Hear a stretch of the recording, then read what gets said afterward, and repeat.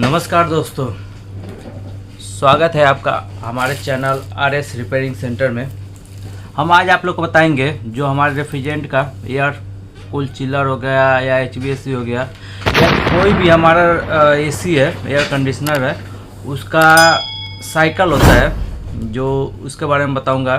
बहुत से इंटरव्यू में पूछा भी जाता है, आप लोगों से बहुत से इंटरव्यू में पूछा जाएगा कि रेफ्रिजरेंट का साइकिल बना के दिखाइए।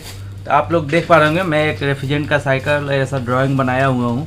तो ऐसे आप लोग आसानी से बना सकते हैं और इसको मैं एक्सप्लेन भी करूँगा कि इसके कौन से पार्ट में क्या काम करता है और कहाँ से वेपर और कहाँ से लिक्विड कन्वर्ट होता है, और कंप्रेसर कौन सा गैस लेता है, कौन सा गैस आउट करता है, और सारे पार्टों का नाम भी बताऊँगा और काम बताऊँगा। तो इसमें मुख्य पार्ट 5 होते हैं, कोई दोस्त बोलते हैं 4 होते हैं, लेकिन एक और पार्ट होता है जिसमें ये ड्रायर होता है। ड्रायर बहुत कम कोई जोड़ता है, कोई नहीं भी जोड़ता है, लेकिन ड्रायर भी एक पार्ट ही है, मुख्य पार्ट है। और उसके बाद ये देखिए, एक हमारा पहला कंप्रेसर हो गया, दूसरा हमारा कंडेंसर हो गया, तीसरा हमारा ड्रायर फिल्टर हो गया, और चौथा हमारा एक्सपेंशन वाल्व हो गया, और पांचवा हमारा कूलिंग कॉइल हो गया।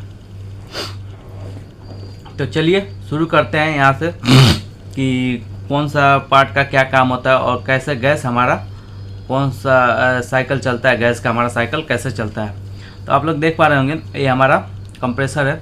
एक कंप्रेसर का क्या काम होता है? कंप्रेसर का काम होता है गैस को कंप्रेस करना। गैस को कंप्रेस करके जो हमारा गैस यहाँ पर सेक्शन रहता है, ये डिस्चार्ज आता है। जहाँ से आउट होता है उसको डिस्चार्ज बोलते हैं, और जहाँ से इन होता है वो सेक्शन बोलते हैं। तो जो हमारे इन में गैस आता है वो वेपर आता है, और जो हमारा गैस कंप्रेस करके आउट करता है वो भी हमारा वेपर में ही होता है।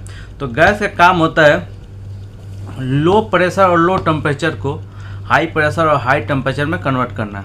जो हमारा रेफ्रिजरेंट है उसको हाई प्रेशर और हाई टेम्परेचर में कन्वर्ट करता है। उसके बाद यहाँ से हमारा गैस हाई प्रेशर और हाई टेम्परेचर में कन्वर्ट होने के बाद हमारा आता है कंडेंसर में। कंडेंसर क्या काम करता है, ये जो देख पा रहे होंगे आप लोग, कंडेंसर ये क्या काम करता है? कंडेंसर हमारा कंडेंसेशन करता है। हमारा गैस को जो यहाँ से हाई प्रेशर और हाई टेम्परेचर में जाता है उस टेम्परेचर को ये कम करता है। कंडेंसेशन करके ऐसा पाइप उसमें घुमा रहता है, और कंडेंसर का काम ही होता है गैस को कंडेंसेशन करना। और कंडेंसेशन कैसे होता है? तो कंडेंसेशन एक फ़ैन द्वारा किया जाता है। जो हमारे आउटडोर यूनिट में एक कंडेंसर फ़ैन लगा होता है, और इसमें जो हमारा गैस घूमता रहता है वो हमारा मान लीजिए कितना 50-60 डिग्री सेल्सियस से ज़्यादा टेम्परेचर होता है उसका, और लेकिन एम्बिएंट टेम्परेचर हमारा 35 और 40 डिग्री सेल्सियस तक रहता है। तो क्या होता है, जब भी हमारा 40 डिग्री सेल्सियस इसमें फिन्सें लगी होती हैं, ऐसा करके फिन्स लगा रहता है। तो जब भी हमारी गैसें यहाँ से आउट करती है, यहाँ से एक फ़ैन लगा रहता है, वो हमारा फ़ैन यहाँ से एयर को खींचता है। तो जो हमारा फिन्स के थ्रू और पाइप में टकरा के जो हमारा 35 और 40 डिग्री सेल्सियस हमारा हवा रहता है, बाहर का एम्बिएंट टेम्परेचर रहता है, वो इस पाइपों में टकरा के जाती हैं। जो फिन्स रहते हैं उसको इस पाइप में टकरा के जाती हैं, जो एयर रहता है वो। तो जब भी हमारा 35 और 40 डिग्री सेल्सियस जैसे कि 50 डिग्री और 16 डिग्री सेल्सियस से टकराता है तो ज़्यादा टेम्परेचर आता है। जो कंडेंसर का टेम्परेचर आता है बहुत ज़्यादा रहता है, उससे ज़्यादा ही रहता है, 50-60 डिग्री सेल्सियस से ज़्यादा ही रहता है। तो जब भी हमारा टकराता है इस गैस में, इस कंडेंसर पाइप में, तो जो हमारा एम्बिएंट टेम्परेचर 35 और 40 डिग्री सेल्सियस तक रहता है, वो गर्म होके कम से कम 45 और 50 डिग्री सेल्सियस तक हो जाता है, और ये हमारा पाइप का टेम्परेचर और डाउन हो जाता है, उतना डाउन हो जाता है।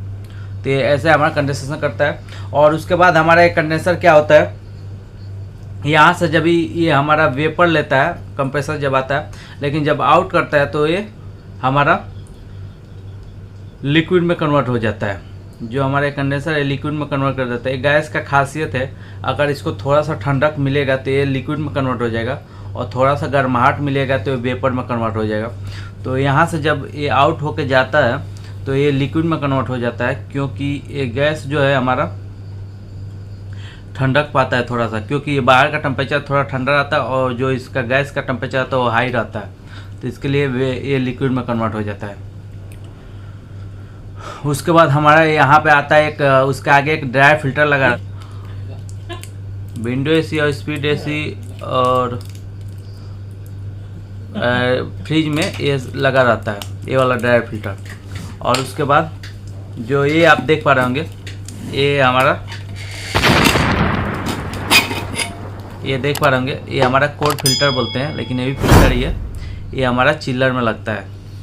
और जो डक्टेबल और HVAC में जो यूज होता है वो अलग टाइप का होता है, देख पा रहे होंगे आप लोग फोटो में, इसमें मैं दिखा रहा हूँ आप लोगों को। वो हमारा वैसा रहता है डक्टेबल और पैकेज और सब बड़ी HVAC यूनिट में। और ये चिल्लर रोलर में ये वाला रहता है, देखिए ये और का फिल्टर है, कोड फिल्टर इसको बोलते हैं हम लोग। इसका मॉडल नंबर से आता है, मॉडल नंबर देख लीजिए। तो उसके बाद देखिए तो अभी ये हमारा ड्रायर हो गया। उसके बाद आएगा हमारा एक्सपेंशन वाल। तो एक्सपेंशन वाल हमारे 7 टाइप के होते हैं, उसका मैं अगले वीडियो में बता दूंगा कौन कौन से एक्सपेंशन वाल होते हैं। कैपिलरी होता है, इलेक्ट्रॉनिक एक्सपेंशन वाल होता है, थर्मोवेल एक्सपेंशन वाल होता है, low pressure expansion valve, high pressure expansion valve, manual expansion valve, ऐसा करके 7 एक्सपेंशन वाल होते हैं। तो ये हमारा क्या करता है, यहाँ से एक्सपेंशन वाल हमारा फ्लो को कंट्रोल करता है। ये जो एक्सपेंशन वाल है ये फ्लो को हमारा कंट्रोल करता है। यहाँ से गैस का हमारा फ्लो जो होता है वो कंट्रोल करता है।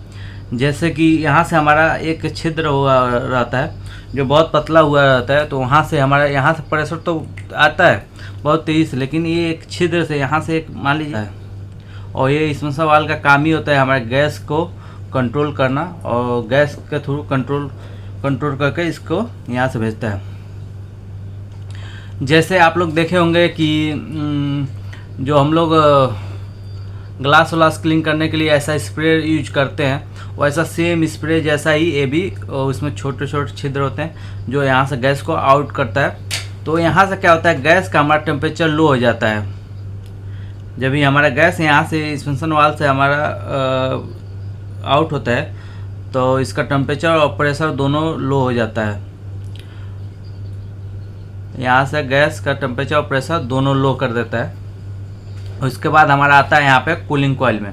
कूलिंग कॉइल में आने के बाद ये कूलिंग कॉइल क्या काम करता है, जैसे कि हमारे रूम का टेम्परेचर 24, 26 ऐसा रहता है, और इस जो ये आप पाइप देख रहे हैं तो यहाँ पे ये 4 से 5 डिग्री सेल्सियस ये रहता है। इसका टेम्परेचर पाइप का 4 से 5 डिग्री सेल्सियस रहता है। तो यहाँ से आउट करने पर जब ये हमारा इसमें हवा में 24 में टकराता है तो कम से कम ये 10 डिग्री 9 और 10 डिग्री सेल्सियस तक हो जाता है। और ये फैन खींच के इस रूम की, इसका कूलिंग कॉइल का काम ही होता है रूम की गर्मी को एब्जॉर्ब करना और रूम को ठंडा करना। और यहाँ से जब ये हमारे रूम की गर्मी को एब्जॉर्ब करता है और ठंडा करता है तो यहाँ से हमारा गैस वेपर में कन्वर्ट हो जाता है, क्योंकि हमारा गैस का खासियत है कि थोड़ा सा गर्माहट पाने पे वो हमारा गैस को वेपर में कन्वर्ट कर देगा। तो इसके लिए जब भी हमारा रूम का टेम्परेचर 24 रहता है, इसका 5 से 6 डिग्री सेल्सियस रहता है, इसके लिए हमारा रूम का टेम्परेचर डाउन होता है। तो इसके लिए हमारा वेपर में वह कन्वर्ट हो जाता है। जो हमारा ये है गैस और जो रेफ्रिजरेंट होता है वेपर में कन्वर्ट हो जाता है, और यहाँ से हमारा कंप्रेसर में आ जाता है वेपर। उम्मीद करते हैं आपको ये वीडियो अच्छा लगा होगा। हाँ, वीडियो को लाइक कीजिए और कमेंट कीजिए और हमारे चैनल को सब्सक्राइब कीजिए। अगर आपका कोई प्रश्न है तो हमें कमेंट कीजिए। Thank you my watching video.